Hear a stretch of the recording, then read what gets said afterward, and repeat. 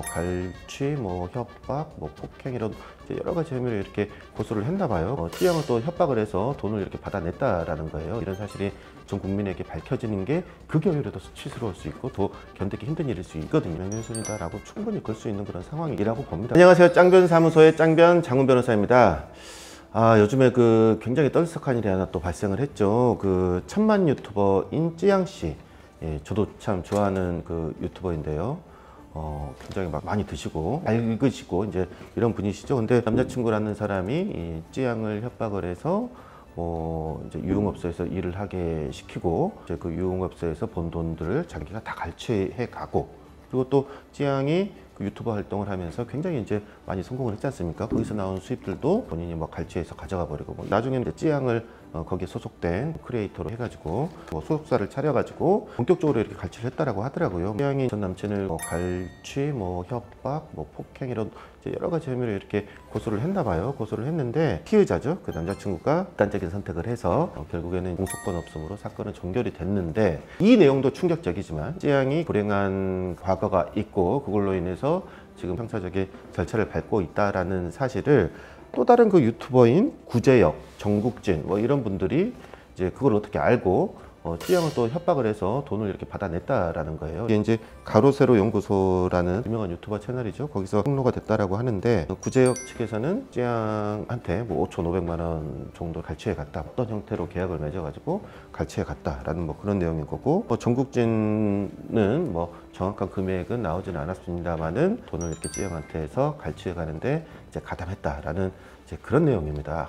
너무 씁쓸한 일이죠. 이게 요즘에 굉장히 많이 화제가 되고 있고, 여기에 대해서 법적인 짚어드릴 만한 부분들도 있는 것 같아서 이렇게 영상을 찍게 되었습니다. 사람을 협박을 해서 돈을 갈취한 경우, 이런 경우는 다 이제 공갈죄예요. 아마 이 사람들이 했던 게 당신의 그런 과거를 밝히겠다, 당신이 전 남자친구로부터 갈취를 당했던 그런 사실들을 밝히겠다, 당신이 유흥업소에서 일했던 사실들을 다 밝히겠다, 내가 밝히는 게 싫으면 돈을 달라. 그럼 당연히 다른 사람한테 협박을 한 거 아니겠습니까? 그리고 찌양 같은 경우에는 굉장히 이제 밝은 그런 이미지지 않습니까? 유흥업소에서 어쨌든 일을 했다라는 과거라든지, 아니면은 전 남자친구가 찌양을 심하게 협박을 해가지고 또 폭행을 해서 돈을 이렇게 갈취해가고 있었다라든지, 일반인들이 보기에는 이런 걸 빨리 밝혀서 피해를 구제해야 되는 게 아니냐라고 생각하실 수도 있겠습니다만은, 또 피해자 입장에서 생각을 해보면은 이런 사실이 드러나는 것 자체가 본인은 오히려 그런 피해를 당하는 것보다 이런 사실이 전 국민에게 밝혀지는 게 그게 오히려 더 수치스러울 수 있고 더 견디기 힘든 일일 수 있거든요. 근데 그런 것들을 구제혁, 정국진 이런 분들이 내가 폭로하겠다, 그렇지 않으면 돈을 달라, 불법적인 협박을 통해서 돈을 받아갔으면은 찌양으로서는 얼마나 극심한 공포심을 느꼈겠습니까? 당연히 공갈죄에 해당되는 겁니다. 공갈죄의 경우에는 말이죠, 일단 형법에 기본 규정이 있습니다. 형법이 어떻게 규정이 되어 있냐면은 10년 이하의 징역 또는 2천만 원 이하의 벌금에 처한다라고 규정이 되어 있어요. 공갈죄의 방법이라든지 형태가 다양하게 있는데, 이게 이제 폭처법이라고 있어요. 폭력행위 등 처벌에 관한 특별법이라고 있는데, 여기서 또 어떤 규정이 있냐면 2인 이상이 공동으로 이 공갈죄를 저질렀을 경우에는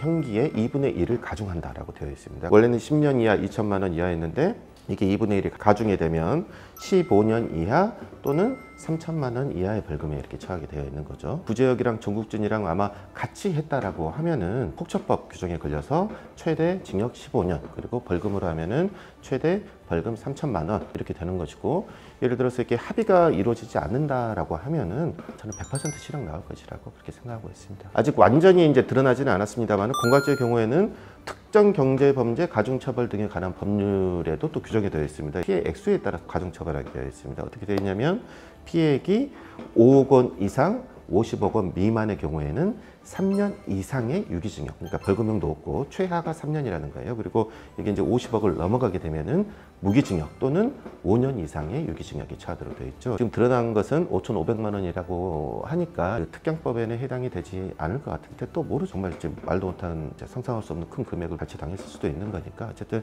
이제 적용 법규는 이렇게 다양하다라는 걸 말씀드릴게요.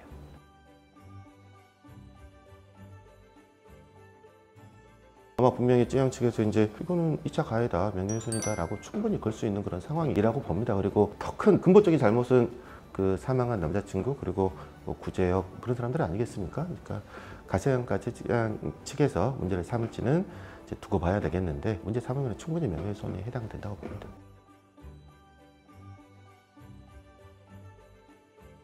남자친구라는 사람이 사망을 하셨기 때문에 그분한테는 더 이상 청구를 못하는 게 당연한 거고요. 근데 그분의 재산이 찌양한테서 그동안에 갈취해간 돈이 남아 있다라고 하면은 그분의 재산이 어딘가로 상속이 될 거 아니겠습니까? 이제 그 남자친구한테 예를 들어서 부모님이 있다라고 하면은 부모님, 형제 자매가 있다라고 하면은 형제 자매, 결혼을 했는지 안 했는지는 모르겠습니다만 아무튼 그 상속 순위에 따라서 상속이 되거든요. 그 상속을 받은 사람들한테 손해배상 청구를 할 수 있습니다. 그러니까 상속이라고 하는 거는 이제 적극 재산뿐만 아니라 소극 재산, 그러니까 채무도 같이 상속을 받는단 말이에요. 전 남자친구 입장에서는 찌양에 대한 불법 행위로 인한 손해배상 채무를 가지고 있는 거죠. 그리고 그 채무가 상속인한테도 넘어가는 거예요. 그래서 그 사람의 현금성 자산이라든지 뭐 주식, 부동산 이런 게 있다라고 하면은 그런 적극 재산만 상속인이 상속받는 게 아니라 채무도 이제 함께 상속을 받는 겁니다. 근데 안타깝게 생각하는 거는 아마 찌양한테서 그렇게 갈취해간 돈이 제 생각에는 그대로 남아 있을 것 같지 않아요. 대부분 이미 소모하지 않았을까라는 그런 생각이고, 또 뭐 한정 승인이라는 제도가 있습니다. 그 상속인 입장에서는 사망한 자가 뭐 재산은 조금 있는데 뭐 빚은 이렇게 막 거액의 빚이 있다. 그거를 상속인한테 네가 이거 무조건 다 갚아야 돼라는 건 부당한 거 아니겠습니까? 그래서 한정 승인이라는 제도가 있고 상속포기라는 제도도 있어요. 상속포기는 적극 재산이든 소극 재산이든 아무것도 안 받겠다라고 하는 게 상속포기고,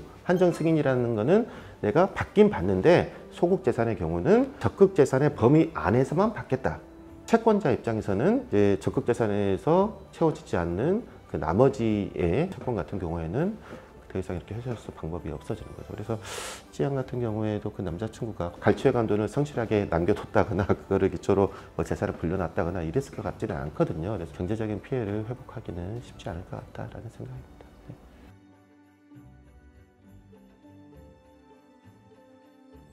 필요한 법적 조치는 제가 다 밟아드리겠죠. 필요한 법적 조치라고 하면 형사고소, 그리고 민사 손해배상 당연히 진행해야 될 것이고, 그리고 아까 말씀드렸다시피 이렇게 상속인이 있다라고 하면은 상속인한테 채무가 넘어간다라고 말씀을 드렸지 않습니까? 그래서 그 상속인들에 대한 또 손해배상 청구도 해야 될 것이고, 잠깐 언급하셨던 가로세로 연구소 같은 경우에는 거기에 대한 뭐 형사고소 경우에도 찌양 그 당사자분들이랑 얘기를 해봐야 되겠지만 원하신다라고 하면은 그런 부분도 저희가 법적인 절차를 밟아드려야 되겠죠. 네.